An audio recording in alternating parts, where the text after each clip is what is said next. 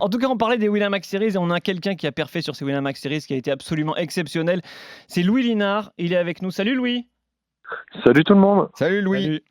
Belle performance. Donc rappelle un peu les performances, Jérémy. Alors on rappelle aussi ton pseudo, la brique. Alors, Yes. ça c'est ton pseudo, habituel, historique, mais là, tu as changé de pseudo d'ailleurs, on en parlera. Enfin, pourquoi on change de pseudo avant des séries?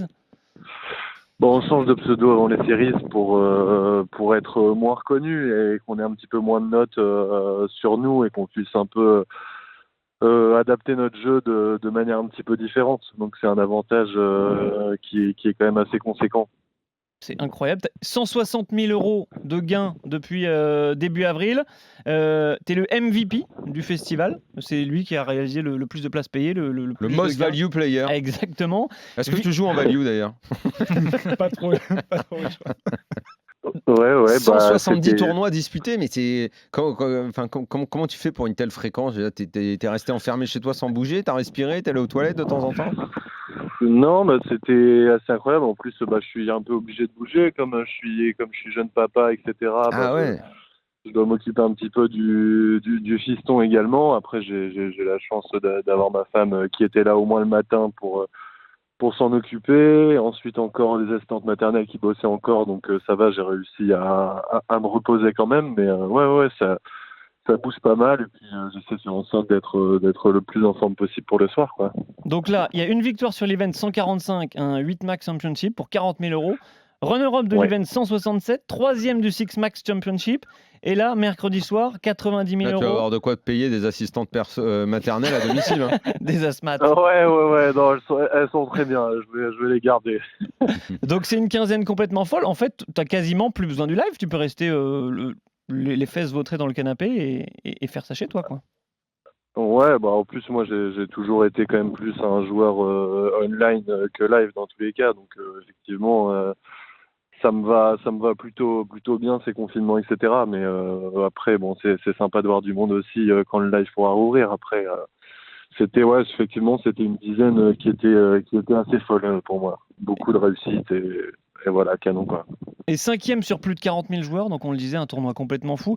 L'exploit, il est retentissant. À combien t'estimes la part de chance là-dedans? Parce que pour finir cinquième, c'est ce que j'allais demander, c'est parce une qu'il a boucherie. il a répondu beaucoup de réussite. Ouais. Ça se matérialise comment, le beaucoup de réussite? Parce que vu le trou noir que je traverse depuis des semaines, moi j'aimerais bien savoir c'est à quel moment ça arrive en fait. Donne la recette. Beaucoup de réussite, c'est beaucoup de réussite. Hein. Ça fait, je sais pas les combienièmes Winamax Series, l'édition, c'est plus 21e, enfin je me rappelle même plus. J'ai évidemment fait tous ces main events de WS plus d'une dizaine de fois et c'est la seule où j'arrive en table finale. Donc c'est beaucoup de réussite parce qu'il faut que les planètes soient alignées, il faut bien jouer, il faut être concentré.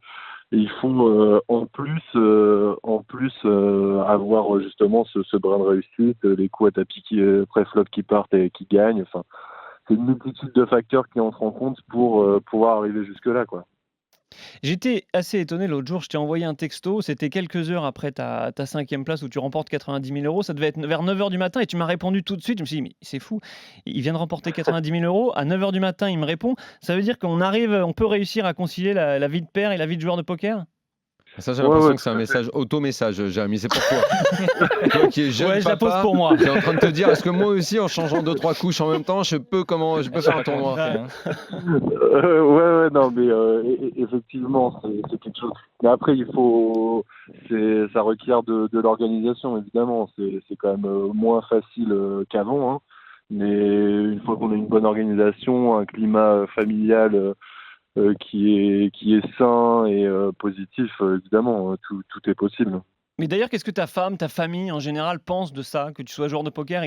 Ils t'aident là-dedans? Qu'est-ce qu'ils te soutiennent dans cette démarche? Ouais, c'est magnifique. J'ai beaucoup de chance. J'ai tous mes frères et sœurs, ma mère qui est limite la première supportrice qui regarde tout le temps tout. Elle a regardé le Ma stream? femme. Ouais, mais tout le monde regardait le stream, c'était incroyable. Mais même moi, j'avais quand même une pression, une vraie pression. Il y avait, ouais, effectivement, mes parents, ma famille, mes amis, enfin, tout le monde est là derrière moi. C'est aussi, ça fait une partie en plus du boulot qui est facilité et ça donne encore plus envie de bien faire les choses, quoi. Tu es un joueur hyper apprécié quand même de toute cette communauté poker. Tu as l'air d'être un joueur épanoui. C'est pas le cas de tous, j'ai l'impression, et toi, tu sembles vraiment épanoui là-dedans. Ouais, je suis épanoui, je suis plus épanoui dans ma vie, hein, et ce qui se retranscrit en tant que joueur, mais ouais, c'est vrai que je suis plutôt apprécié. Dans tous les cas, j'aime les relations humaines, j'aime les gens, et puis voilà, c'est sympa, on fait de belles connaissances et c'est super agréable. Le monde du poker, c'est fait de beaucoup d'horizons qui sont différents et j'adore ça, quoi.